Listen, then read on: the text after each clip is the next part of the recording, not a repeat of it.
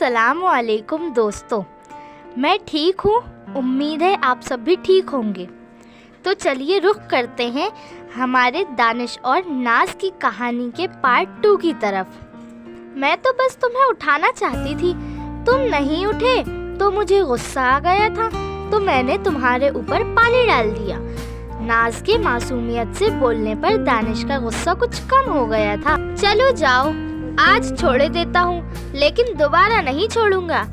नाज गेट तक पहुँचते ही फिर बोली, मैं फिर तुम्हारी नींद खराब करूंगी, और दौड़ती हुई वहाँ से भाग गई। ये कभी नहीं सुधरेगी। दानिश मुस्कुरा रहा था। दानिश एक हफ्ते पहले ही लंदन से लौटा था। वहाँ उसके बड़े मामू रहते थे, इसलिए अम्मी ने उसे छोटी सी ही उम्र में वहाँ पढ़ने भेज दिया था। दानिश की अम्मी और नाज के अब्बू दोनों भाई बहन थे। एक मामू लंदन में रहते थे और सबसे छोटे मामू मुंबई में रहते थे। शमशेर मियाँ ने अपने जीते जी अपने सामने जायदाद का बंटवारा कर दिया था। उनका सोचना ये था, अगर सब अपना अपना हक ले लेंगे तो मेरे मरने के बाद भाइयों बहनों में लड़ाई झगड़े नहीं होंगे। शमशेर मियाँ की 4 औलादें थीं, 3 बेटे और 1 बेटी थी। उन्होंने प्रॉपर्टी के 4 हिस्से किए थे।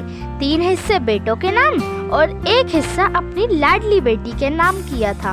उन्होंने सोचा था इसी बहाने भाई बहनों में मोहब्बत बनी रहेगी, फिर उनकी मोहब्बत में दौलत बीच में नहीं आएगी। उन्होंने सही सोचा था। चारों भाई बहन बड़ी मोहब्बत से रहते थे। कुछ वक्त बाद उनके बड़े बेटे साबिर ने अपने हिस्से की जायदाद बेचकर लंदन में सेटल हो गए थे। उनकी 2 औलादें थीं। एक बेटी थी सना, जिसकी शादी हो चुकी थी। एक बेटा था जीशान, जो अभी पढ़ रहा था, और सबसे छोटे भाई का ट्रांसफ़र मुंबई में हो गया था, तो उन्होंने अपने हिस्से की प्रॉपर्टी बेचकर मुंबई में सेटल हो गए थे। उनकी भी 2 औलादें थीं। आरिफ मियाँ के एक बड़े बेटे थे और एक बेटी थी। बेटी की शादी हो चुकी थी। बेटी की सगाई हो गई थी। मंझले भाई सादिक दिल्ली में ही थे। अपने अब्बू की पुरानी हवेली को उन्होंने बहुत खूबसूरत बनवा लिया था। इनकी 3 औलादें थीं। बड़ा बेटा था, जिसकी शादी बहन की बड़ी बेटी निदा से हुई थी। निदा और नासिर का बहुत अच्छा नेचर था। नासिर के बाद 2 छोटी बहनें नाज और सना थीं। छोटी बहन फरहत की 2 औलादें थीं। बड़ी बेटी निदा थी, जिसकी शादी मंझले भाई के बड़े बेटे नासिर से हुई थी, और छोटा बेटा दानिश था, जो 10 साल बाद लंदन से लौटा था। फरहत जहाँ के शौहर के मरने के बाद वो मायके आ गई थी। उन्होंने अपने हिस्से की जायदाद में बहुत आलीशान मकान बनवाया था, और शौहर भी जायदाद छोड़कर मरे थे। शमशेर मियाँ ने दामाद से पहले हाल फरमा गए थे। दानिश को सबने ऊंची पढ़ाई के लिए लंदन भेजवा दिया था। वो इंजीनियरिंग की डिग्री लेकर आया था। बड़े मामू ने उसे लौटने को बहुत मना किया था, लेकिन उसे अपने देश की बहुत याद आ रही थी, इसलिए पढ़ाई पूरी होते ही वो वापस लौट आया था।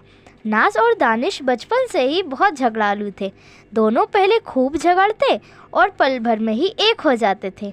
अब तो वो दोनों जवान हो चुके थे।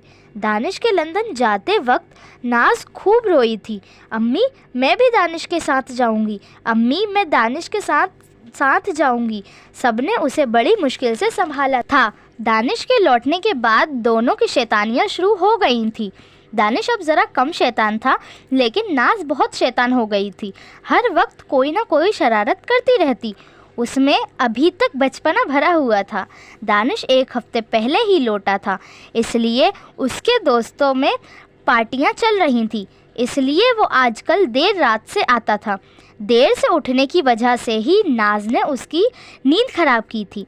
अम्मी मैं आज देर से आऊँगा, दानिश ने तैयार होने के बाद बालों में कंघा फेरते हुए कहा।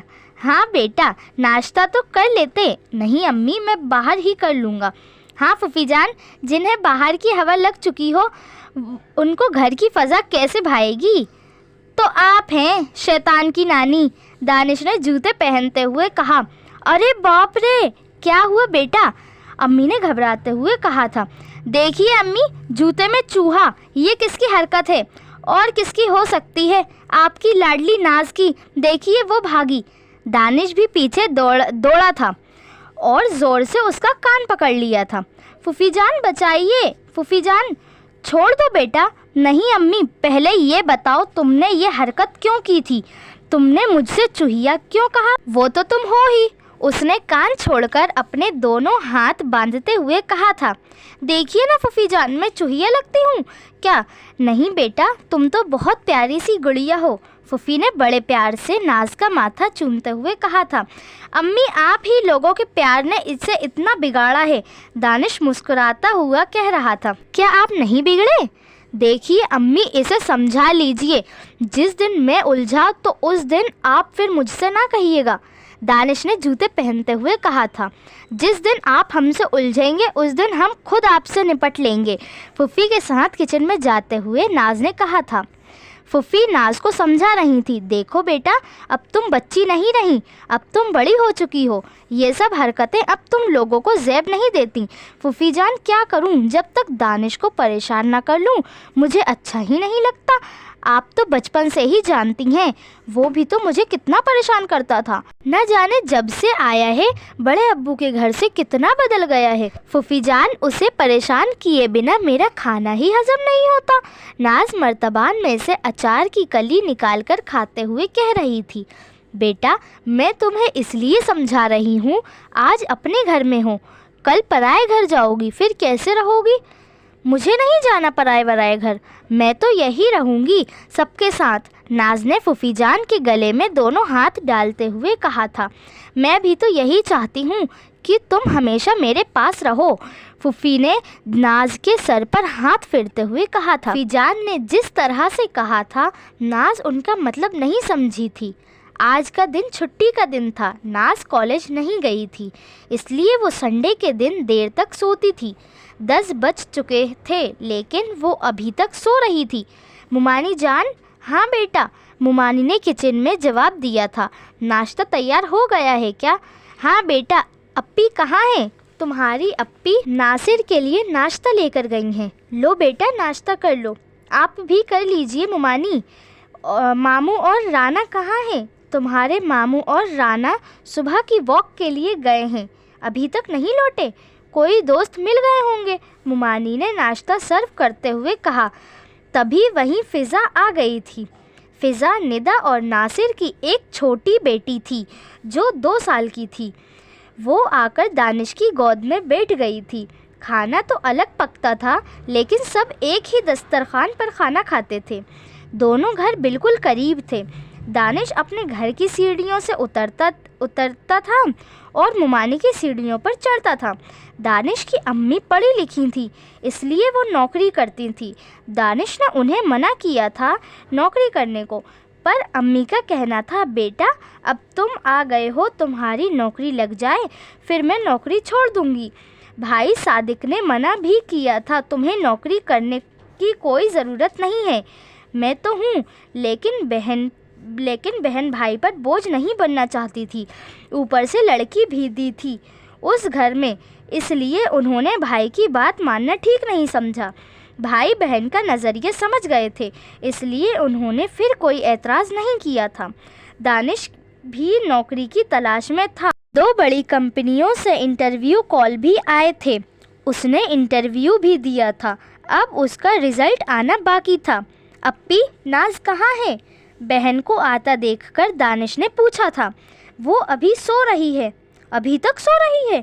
अभी जाकर जगाता हूँ। नहीं, अभी मत जगाओ, संडे का दिन है, आज का दिन तो मिलता है उसको आराम करने के लिए, भाई पर ताकीद करते हुए कहा। अप्पी भी सास के साथ किचन में हाथ बटाने चली गई थी। दानिश ने सामने की खिड़की खोल दी थी, इसलिए सूरज की रोशनी अंदर आ रही थी। भाभी, खिड़की बंद कर दीजिए ना।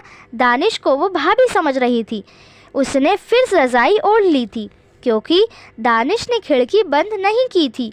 कुछ देर बाद वो बिस्तर से चिल्लाकर उठी थी। अम्मी, भाभी, छिपकली। नाज भागती हुई कमरे के बाहर निकली थी।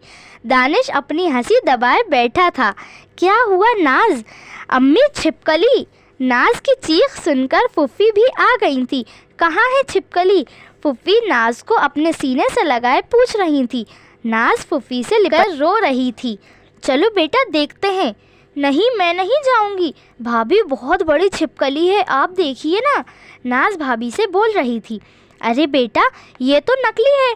फूफी हाथ में उठाए नकली छिपकली बाहर आई थी। पर ये छिपकली नाज के तकिए पर रखी किसने थी? फूफी नाज से पूछते हुए दानिश के पास बैठी थी। दानिश, जो अपनी हंसी बहुत देर से दबाए बैठा था, अब ज़ोर ज़ोर से हंसने लगा था। अच्छा, तो ये सब तुम्हारी शरारत थी? दानिश की अम्मी ने दानिश का कान पकड़ते हुए कहा। बोलो, तुमने ऐसा क्यों किया था? अम्मी, पहले आप कान तो छोड़िए, फिर बताता हूँ। लो, छोड़ दिया, अब बताओ। अम्मी, इसने भी तो मेरे जूते में चूहा रखा था। दानिश अनाज की तरफ देखकर बोल रहा था। अच्छा, तो तुमने उस बात का बदला लिया है? अगर आपको मेरी वीडियो अच्छी लगी हो तो चैनल को सब्सक्राइब, लाइक, शेयर और कमेंट तो ज़रूर ही कर दीजिए। अगर आपको ये पार्ट दिलचस्प लगा हो तो आप हमें कमेंट सेक्शन में बता सकते हैं, तो हम इसका पार्ट 3 भी अपलोड करेंगे। Thank you for watching.